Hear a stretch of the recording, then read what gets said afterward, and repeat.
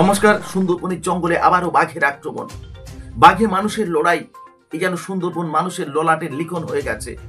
বারবার সুন্দরবনের জঙ্গল থেকে লোকালয়ে বাঘ ঢুকছে। কখনো আক্রান্ত হচ্ছে গ্রামবাসী, কখনো আক্রান্ত হচ্ছে বনকর্মীরা। তেমনই ঘটনা ঘটে গেল গত সোমবার কুলতলির মইপিটের বোসের ঘেরিতে। একটা বাঘ হঠাৎ করে চলে আসে। সেই সময় মাঠে কাজ করছিল চাষিরা।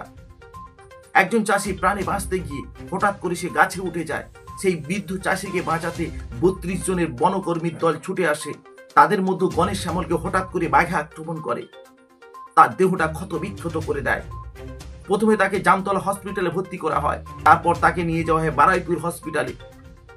বারুইপুর হসপিটালে চিকিৎসার পর তাকে ছেড়ে দেওয়া হয়। তারপর সেখান থেকে তাকে নিয়ে যাওয়া হয় কলকাতার SSKM হসপিটালে, ট্রমা কেয়ারে ভর্তি করা হয়। এখন সে মৃত্যুর সঙ্গে লড়ছে। সুন্দরবনের জঙ্গল থেকে বারবার কেন লোকালয়ে বাঘ ঢুকে আসছে? সাধারণ মানুষের উপর আক্রমণ হচ্ছে, গবাদি পশুর উপর আক্রমণ হচ্ছে বনকর্মীদের উপর। এই যে লোকালয়ে বারবার বাঘ চলে আসছে, এ ব্যাপারে আমরা কথা বলেছিলাম বাঘ বিশেষজ্ঞ জয়দীপ কুণ্ডুর সঙ্গে। তিনি যে কথা জানালেন আমাদের, সেটা শোনাবো আপনাদের। আমার অবজারভেশন হচ্ছে যে বাঘ কোনোভাবে পরিকল্পিত করে মানুষের মতো আক্রমণ চালায় না বা হানা দেয় না। বাঘ তার নিজের ছন্দে চলে, আমরা বাঘের পথে গিয়ে পড়ি। এইটা হচ্ছে প্রথম কথা আমার। বাঘ কখনো কোনো উদ্দেশ্য নিয়ে গ্রামে ঢোকে না বা উদ্দেশ্য নিয়ে কারোর ওপরে হামলা চালায় না। এই জায়গাটা আমাদের সবাইকে একটুখানি জিনিসটা খুব টলারেন্স নিয়ে মনের মধ্যে বুঝতে হবে। দ্বিতীয় কথা হচ্ছে বাঘ কি কারণে জঙ্গল ছেড়ে বেরিয়ে আসছে, তার অনেকগুলো কারণের মধ্যে যেটা আমরা আশঙ্কা করছি যে গ্রাম এবং জঙ্গলের যে ইন্টারফেস, যেটা সুন্দরবনে একটা নাইলন নেট ফেন্সিং দিয়ে দুটো ভাগ করা আছে। সেই নাইলন নেট ফেন্সিং এর কাজ হচ্ছে বাঘকে জঙ্গলের মধ্যে সীমাবদ্ধ রাখা, কিন্তু সেই নাইলন নেট ফেন্সিং কোনো না কোনোভাবে কম্প্রোমাইজ হচ্ছে বলে আমাদের কাছে খবর। সেই কম্প্রোমাইজ হচ্ছে মানে সেটা কোনো জায়গায় সেখানকার কিছু লোকাল লোকজন যাদের দায়িত্ব ক্যানিংয়ের মতো, যারা জঙ্গলে মাছ কাঁকড়া মারতে যান, তারা সেই নাইলন নেট ফেন্সিং ড্যামেজ করছেন বা নাইলন নেট ফেন্সিং কেটে দিচ্ছেন বা তুলে দিচ্ছেন। সেই কারণে সেই সব জায়গা দিয়ে বাঘ বেরিয়ে আসার একটা সম্ভাবনা তৈরি হচ্ছে। এই নাইলন নেট ফেন্সিং প্রত্যেক দিন 365 দিন বনকর্মীরা মনিটরিং করেন এবং তার মেনটেনেন্স করেন। এটা হচ্ছে যাকে বলা হয় যে ওয়াইল্ড লাইফ প্রোটেকশন প্রোটোকলের মধ্যে পড়ে। এবং কিছু কিছু জায়গায় এখন পরিস্থিতি এমন তৈরি হয়েছে, দেখা যাচ্ছে কোনো জায়গায় ম্যান পাওয়ারের অভাব হচ্ছে বা কোনো জায়গায় ফান্ড সিচুয়েশনের কোনো ইস্যুস আছে, যে কারণে হতে পারে কোনো জায়গায় ফাঁক থেকে গেছে বা থেকে যেতে পারে। প্রথম কারণ, দুটো বাঘের যখন কোনো জায়গায় দুটো বাঘের মধ্যে কোনো কনফ্লিক্ট হয়, সেখানে একটা বেশি শক্তিশালী বাঘ যে সে তার থেকে কম শক্তিশালী বাঘকে অনেক সময় সেখান থেকে ডিসপ্লেস করে। সে তার নতুন জায়গা খুঁজতে, সে একটা নিরাপদ জায়গা খুঁজতে খুঁজতে হয়তো গ্রামের পার জঙ্গলের পার গুলিয়ে ফেলে সে গ্রামের দিকে ঢোকার প্রবণতা হতে পারে।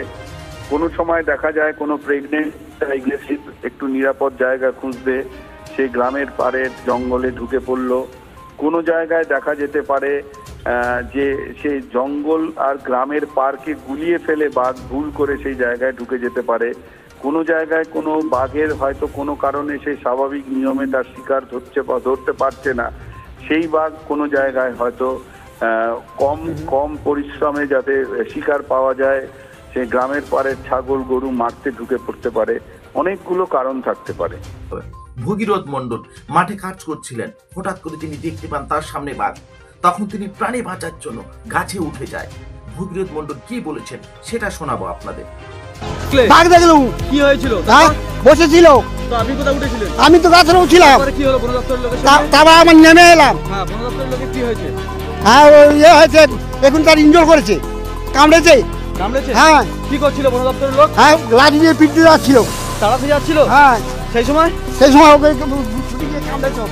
আরেকজন গ্রামবাসী মধুসূদন নন্দী, তিনি কি বলেছেন শুনবো তার কথা। হ্যাঁ, ভীষণ আতঙ্কে তো আছি আমরা, প্রচুর আতঙ্কে থাকি। রাত্রে তো বেরোতে পারি না, ভয়ে বাড়ির মধ্যে থাকি। এই ছেলেপুলে নিয়ে থাকতে হয় তো।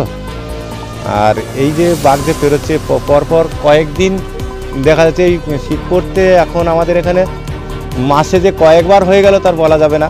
এই এলাকার মধ্যে এখানে আমাদের সবে নতুন প্রথমে এই রকম হলো। এর আগে পেরিয়েছে অনেকবার, এসছে চলে গেছে। এবারে কালকের যে পেরিয়েছে কালকে পারানোর পরে ও আর ওধারে যায়নি, এখানেই থেকে গেছে। ওই সরকারি টিম এসছে, মানে ফরেস্টার এসছে, থানা থেকে এসছে, জাল টাল ঘেরা হয়েছে যাতে আর না আসে, বা জালটা যে ঘেরা হয়েছে যাতে ভালো করে ঘিরে দিতে পারে, এলাকার মধ্যে না ঢুকতে পারে, আমরা যাতে ভালোভাবে বাস করতে পারি, সেইটাই আমরা চাইছি। সুন্দরবনের জঙ্গল থেকে বারবার লোকালয়ে বাঘ ঢুকে আসছে। কখনো শিকার হচ্ছে গ্রামবাসী, শিকার হচ্ছে বাড়ির গবাদি পশু, কখনো শিকার হচ্ছে বনকর্মীরা। এখান থেকে মুক্তির উপায় কি? কি কারণে জঙ্গল থেকে বারবার লোকালয়ে বাঘ ঢুকে আসছে? জঙ্গলের চারদিকে যে প্লাস্টিক নেট দেওয়া রয়েছে, সেই নেটগুলো কি দুর্বল হয়ে গেছে? না যারা জঙ্গলে মাছ কাঁকড়া ধরতে যায়, মধু সংগ্রহ করতে যায়, তারা নেটটাকে কেটে দিচ্ছে? না জঙ্গলের মধ্যে বাঘের যে খাদ্য দরকার, সেই খাদ্যের অভাব দেখা দিয়েছে? না কোনো হিংস্র বাঘের ভয়ে এই বাঘগুলো চলে আসছে? না বাঘ থাকার জন্য যতটা জায়গার দরকার, সেই জায়গার অভাব দেখা দিয়েছে? বাঘ আছে বলে সুন্দরবনের জঙ্গলটা টিকে আছে, আর এই সুন্দরবনের জঙ্গল আছে বলে আমরা অক্সিজেনটা পাচ্ছি। এই সুন্দরবন শুধু সুন্দরবন নয়, একটা ওয়ার্ল্ড হেরিটেজ। একে সংরক্ষণ করে আমাদের রাখতে হবে, আর এই সুন্দরবনের বাঘকে সংরক্ষণ করে রাখতে হবে। সুন্দরবনের বাঘ যদি বিলুপ্ত হয়ে যায়, তাহলে সুন্দরবনের জঙ্গলটা ভবিষ্যতে বিলুপ্ত হয়ে যাবে, সুন্দরবনের অস্তিত্ব থাকবে না। একটা সময় সুন্দরবন জলের তলায় তলিয়ে যাবে। তখন আমরা কোথায় থাকবো? সুন্দরবনবাসীরা কোথায় থাকবে? এই প্রশ্নটা আপনাদের সকলকে ভাবতে হবে। ভাবার দিন এসেছে। তাই সুন্দরবনকে বাঁচাতে গেলে আমাকে, আপনাকে, সবাইকে দৃঢ় প্রতিজ্ঞ হতে হবে। সুন্দরবনের জঙ্গলকে বাঁচাতে গেলে সরকারি আইন প্রণয়ন করতে আরো কঠোরতম, এবং সাধারণ মানুষকে এগিয়ে আসতে হবে। আমাকে এগিয়ে আসতে হবে, আপনাকে এগিয়ে আসতে হবে। তবে সুন্দরবনের জঙ্গল বাঁচবে, সুন্দরবনের রয়্যাল বেঙ্গল টাইগার বাঁচবে। এইরকম হাজারো প্রশ্ন থাকছে আপনাদের কাছে, আপনারা নিশ্চয়ই কমেন্টে লিখবেন। তো আজকের ভিডিও এই পর্যন্ত। দেখা হচ্ছে নতুন কোনো পর্বে, নতুন কোনো এপিসোডে। সকলকে নমস্কার, ধন্যবাদ। সকলে ভালো থাকবেন।